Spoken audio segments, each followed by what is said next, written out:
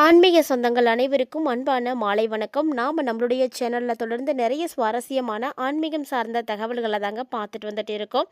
அந்த வரிசையில் இந்த பதிவில் நம்ம என்ன பார்க்க போகிறோம் அப்படின்னா, வரக்கூடிய ஆண்டினுடைய முதல் சந்திர கிரகணமானது மார்ச் மாதம் 3ஆம் தேதி அன்னைக்கு நிகழ இருக்கு. இந்த சந்திர கிரகணத்தால் எந்தெந்த ராசிக்காரர்கள் எந்தெந்த நட்சத்திரக்காரர்கள் பாதிக்கப்பட போகிறாங்க, என்ன மாதிரி இந்த கிரகணம் இருக்க போகுது, என்ன மாதிரி தாக்கங்களை ஏற்படுத்த போகுது அப்படின்றத பற்றியும், கூடவே ரிஷபராசி நேர்களுக்கு என்ன மாதிரியான மாற்றங்கள் உருவாக போகுது அப்படின்றத பற்றியும் தான் தெரிஞ்சுக்க போகிறோம். வீடியோக்குள்ளே போகிறதுக்கு முன்னாடி நீங்களும் நம்ம சேனலை சப்ஸ்கிரைப் பண்ணாமல் இருக்கீங்க அப்படின்னா மறக்காமல் சேனலை சப்ஸ்கிரைப் பண்ணிக்கோங்க. கூடவே பக்கத்தில் இருக்கிற பெல் சிம்பிளையும் கிளிக் பண்ணிக்கோங்க. அப்போ தான் நாங்கள் போடக்கூடிய வீடியோக்கள் எல்லாமே உங்களுக்கு நோட்டிஃபிகேஷன் உடனுக்குடன் வந்தடையும். நீங்களும் பார்த்து பயன்பெறலாம். வாங்க வீடியோக்குள்ளே போகலாம். 2026ஆம் ஆண்டு நிகழக்கூடிய முதல் சந்திர கிரகணமானது எந்த ராசியில் நடக்குது அப்படின்னு பார்த்தீங்கன்னா சிம்ம ராசியில் நடக்க போகுது. சிம்ம ராசி பூரம் நட்சத்திரத்தில் தாங்க இந்த கிரகணமே ஏற்படுது. ஸோ இந்த கிரகணம் அப்படின்றது இந்த சிம்மராசியுடைய 3 நட்சத்திரக்காரர்களுக்கும் பூராடம் நட்சத்திரக்காரர்களுக்கும் பார்த்திங்கன்னா ஒரு சில பிரச்சனைகளை ஏற்படுத்தும். அதாவது கிரகண தோஷங்களை ஏற்படுத்துகிற மாதிரி இருக்குது. ஸோ ஆண்டினுடைய முதல் சந்திர கிரகணமானது ஒரு சில ராசிக்காரர்களுக்கு அதிர்ஷ்டங்களை கொடுக்கும், ஒரு சில ராசிக்காரர்களுக்கு அதிர்ஷ்டம் இல்லாமல் இருக்கும். ஸோ அந்த மாதிரி பார்க்கும் பொழுது இந்த கிரகணம் அப்படிங்கிறது பொதுவாக வானத்தில் நிகழக்கூடிய நிகழ்வு அப்படின்னு சொல்லுவாங்க. ஆனால் ஜோதிட சாஸ்திரத்தின்படி பார்க்கும் பொழுது இந்த ஆண்டில் நிகழக்கூடிய இந்த சந்திர கிரகணம் மார்ச் மாதத்தில் ஏற்பட போகுது. இது ரொம்ப ரொம்ப முக்கியமானது அப்படின்னு கருதப்படுது. ஏன்னா இந்த சந்திர கிரகணம் மார்ச் 3ஆம் தேதி அன்றைக்கே ஏற்படுதுங்க. முக்கியமாக இந்த சந்திர கிரகணம் பார்த்திங்கன்னா சூரிய பகவானுடைய சிம்ம ராசியில் தான் ஏற்படுது. ஸோ இதனுடைய தாக்கத்தின் காரணமாக சந்திர கிரகணம் அப்படிங்கிறது ரொம்ப ரொம்ப சிறப்பானதாக இருக்கும் அப்படின்னு எதிர்பார்க்கலாம். ஏன்னா இப்படி நிகழக்கூடிய சந்திர கிரகணத்தினுடைய தாக்கம் பார்த்திங்கன்னா மேசத்துலேருந்து மீனம் வரைக்கும் எல்லா ராசிக்காரர்களுக்குமே வாழ்க்கையில் இருக்கும். அதில் ஒரு சிலருக்கு மோசமாக இருந்தாலுமே கூட ஒரு சிலருக்கு ரொம்ப ரொம்ப அதிர்ஷ்டமாக இருக்கும். அப்படின்னா அந்த சந்திர கிரகணம் சிம்ம ராசியில் தான் நிகழப்போகுது. ஸோ இதனால் சிம்ம ராசி அப்படின்னாலே பார்த்திங்கன்னா ஒரு உயர்ந்த ஒரு இது தான். அப்போது மரியாதை, அந்தஸ்து, கௌரவம் இதெல்லாம் அதிகரிக்கும் அப்படின்னு எதிர்பார்க்கலாம். எல்லாருக்குமே எதிர்பார்க்கலாம் அப்படின்னு சொல்ல முடியாது. ஒரு சில ராசிக்காரர்களுக்கு கண்டிப்பாக நடக்கும். எப்போ நிகழுது இந்த கிரகணம் அப்படின்னு பார்த்தீங்கன்னா மார்ச் 3ஆம் தேதி அன்னைக்கு நிகழுது. இந்திய நேரப்படி சந்திர கிரகணம் மாலை 4:34 தொடங்கி அது மாலை 6:47 முடிவடையுது. முக்கியமாக இந்த சந்திர கிரகணம் இந்தியாவில் கொஞ்சம் நேரம் மட்டும்தான் இருக்கும் அப்படின்னு சொல்ல முடியும். ஏன்னா கிரகண நேரம் அப்படிங்கிறது இந்தியாவில் பார்த்திங்கன்னா சந்திர உதயம் மாலை நேரத்தில் இருக்குது அப்படின்றதுனால சந்திர உதயம் பார்த்திங்கன்னா மாலையில் 6:22 அளவில் எதிர்பார்க்கப்படுது. கிரகணம் எப்போ முடியுது பார்த்திங்கன்னா 6:47 முடிவடையுது. ஸோ இந்த நிகழ்வை ஒரு 25 நிமிஷம் மட்டும்தான் பார்க்கவே முடியும். இப்படிப்பட்ட சந்திர கிரகணம் சூரிய பகவானுடைய சிம்ம ராசியில் நிகழ்கிறதுனால ஒரு சில ராசிகளுக்கு அதிர்ஷ்டம் இருக்குது அப்படின்னு சொல்லியிருந்தோம் இல்லையா, அந்த ராசிக்காரங்களில் யார் யார் அப்படின்றத பார்க்கலாம்.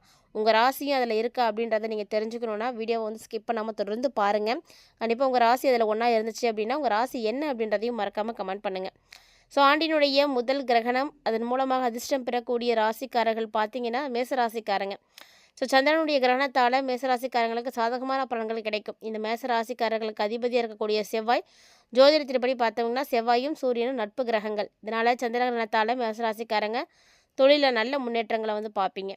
நீண்ட காலமாக நிலுவையில் இருக்கக்கூடிய எல்லா வேலைகளையும் வெற்றிகரமாக செஞ்சு முடிக்க முடியும். நல்ல ஒரு உயர்வு கிடைக்கும், சமூகத்தில் கௌரவம் கிடைக்கும், நிதிநிலை வழக்கத்தை விட ரொம்பவே சிறப்பாக இருக்கும். அதிர்ஷ்டத்தை நம்பாமல் கடினமான உழைப்புகளை நம்புங்க, கண்டிப்பாக உங்களுக்கு நல்ல மாற்றம் கிடைக்கும். அடுத்ததாக பார்த்தீங்கன்னா சிம்மராசி. ஆண்டினுடைய முதல் சந்திர கிரகணத்தால் சிம்மராசிக்காரங்களே நல்ல அதிர்ஷ்டத்தை நீங்கள் பெறுவீங்க. பணியிடத்தில் உங்களுடைய தலைமைத்துவம் திறமைகள் எல்லாமே மேம்பட ஆரம்பிக்கும். அலுவலகத்தில் உயர் அதிகாரிகளுடைய ஆதரவு கிடைக்கும். ஒரு சிலருக்கு புதிய பொறுப்புகள் கூட கிடைக்கலாம். முதலீடுகளில் இருந்து நல்ல லாபம் கிடைக்கும். புதுசாக நீங்கள் முதலீடுகளை செய்கிறீங்க அப்படின்னா கூட கண்டிப்பாக செய்யுங்க. புத்திசாலித்தனமாக யோசித்து அதுக்கப்புறமா செய்யணும். முக்கியமாக இந்த காலகட்டங்களில் நிறைய கோபம் வரும். கோபத்தை கட்டுப்படுத்தணும். இல்லைன்னா கோபமே உங்களுக்கு நிறைய பிரச்சனைகளை உண்டு பண்ணிடும். உங்களுக்கு வரக்கூடிய கோபம்தான் நிறைய உறவுகளை சேதப்படுத்தி கொடுத்துடும். கவனமாக இருங்க. அடுத்தது அதிர்ஷ்டம் பெறக்கூடிய ராசிக்காரங்க யாருன்னா தனுசு ராசிக்காரங்க. இந்த ஆண்டு நிகழக்கூடிய முதல் சந்திரகிரகணத்தால் தனுசு ராசிக்காரங்களும் நல்ல பலன்களை அடைய போகிறீங்க.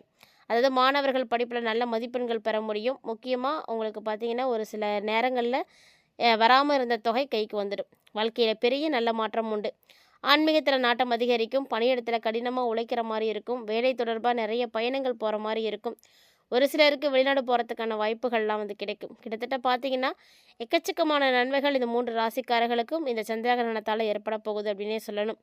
ஆண்டினுடைய முதல் கிரகணம் சிம்மராசியில் நடக்குதுங்க. ஸோ ஆல்ரெடி நடந்த முதல் சூரிய கிரகணம் பார்த்தீங்கன்னா கும்பராசியில் வந்து நடந்தது அவிட்ட நட்சத்திரத்தில். ஸோ இப்போ பார்த்தீங்கன்னா சிம்ம ராசி பூர நட்சத்திரத்தில் வந்து நடக்க போகுது. இதனுடைய தாக்கம் எப்படி இருக்க போகுது, என்னென்ன ராசிக்காரங்க என்ன மாதிரியான மாற்றங்களை சந்திக்க போகிறீங்க அப்படின்றத பார்த்துருப்பீங்கன்னு நினைக்கிறேன். இதை தொடர்ந்து ரிஷபராசிக்காரங்களுக்கு எப்படி இருக்குது அப்படின்றத நம்ம பார்த்துடலாம்.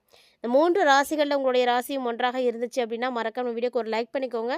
உங்களுடைய ராசி என்னன்றதே கமெண்ட் பாக்ஸில் வந்து கமெண்ட் பண்ணிவிடுங்க. இந்த சந்திர கிரகணத்தின் மூலமாக மிகப்பெரிய அளவில் நீங்கள் முன்னேற்றங்கள் பார்க்கலாம். அதனால் தைரியமாக இருங்க. மார்ச் மாதம் 3ஆம் தேதி அன்னைக்கு நிகழக்கூடிய சந்திர கிரகணத்தால் என்னென்ன தாக்கங்களை வந்து அடைய போகிறாங்க அப்படின்றத நிறைய விஷயங்களை பார்த்துருப்பீங்க. இப்போ நம்ம ரிஷபராசிக்காரங்களுக்கு எப்படி இருக்குது அப்படின்றத பார்க்க போகிறோம். ஏன்னா ரிஷபராசிக்காரங்களுக்கு இந்த மார்ச் 3ஆம் தேதிக்குள்ளே நிகழக்கூடிய முக்கியமான மாற்றங்களை பற்றி தான் நம்ம தொடர்ந்து பார்க்க போகிறோம். அது எப்படி இருக்குது அப்படின்றத பார்க்கலாம். ரிஷபராசிக்காரங்க யாரும் இந்த வீடியோ பதிவை பார்த்துட்ருக்கீங்க அப்படின்னா வீடியோவுக்கு ஒரு லைக் பண்ணிக்கோங்க. தொடர்ந்து பாருங்கள். உங்களுக்கு என்ன மாதிரியான மாற்றங்கள் இந்த காலகட்டங்களில் நிகழப்போகுது, அதாவது சொல்லப்போனால் இந்த மார்ச் 3ஆம் தேதிக்குள்ளே இந்த விஷயங்கள் எல்லாம் வந்து நடக்கிறதுக்கு பெரும்பான்மையான வாய்ப்புகள் இருக்குது அப்படின்னு தான் சொல்லணும். அப்படியே இல்லைனாலும் இது வரைக்கும் நடக்கப்பட்டிருக்கக்கூடிய விஷயங்களில் இது உங்களுக்கு வந்து ஒரு சில மாற்றங்களை உண்டு பண்ணுற மாதிரி இருக்கும்.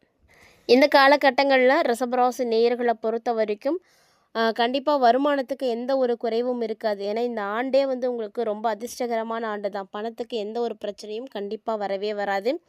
ஏன்னா எவ்வளவு சூழ்நிலைகள் உங்களுக்கு இருந்தாலும் அதாவது எப்படியாவது பிரட்டிடுவீங்க. அப்படி தான் உங்களுக்கு வாய்ப்புகளானது இருக்கும்.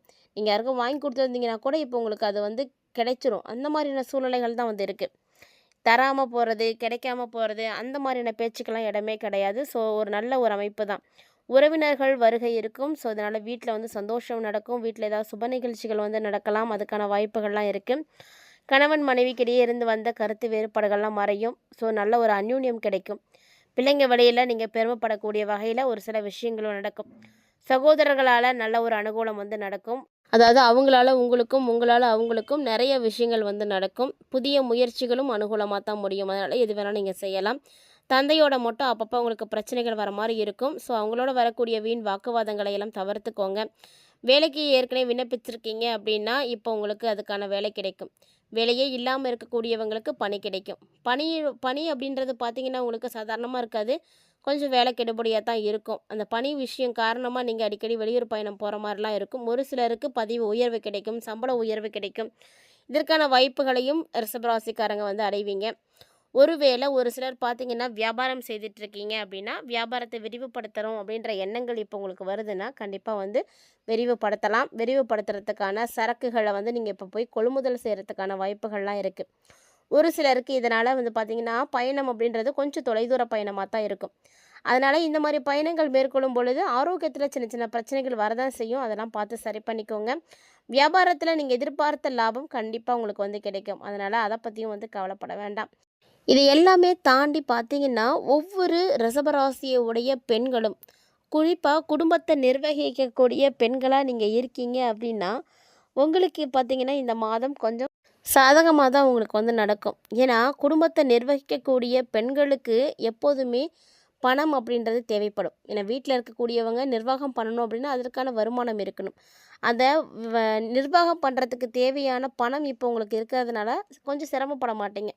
எதனாலும் பார்த்துக்கலாம் அந்த மாதிரியான சூழ்நிலைக்கு வந்துடுவீங்க. ஒருவேளை நான் வேலைக்கு போகக்கூடிய நிலையில் இருக்கேன் அப்படின்னு சொல்லக்கூடியவங்களாக இருக்கீங்கன்னா உங்களுக்கு பார்த்தீங்கன்னா வேலை செய்யக்கூடிய இடத்துல கொஞ்சம் வேலை அப்படின்றது முன்னாடி இருந்ததை விட இப்போ கொஞ்சம் கம்மியாக இருக்கும்.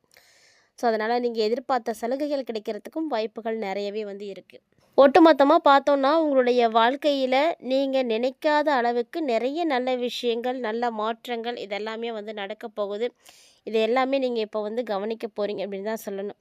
அதே நேரம் ஒரு சில நேரங்களில் கொஞ்சம் கவனமாக இருந்துக்கோங்க.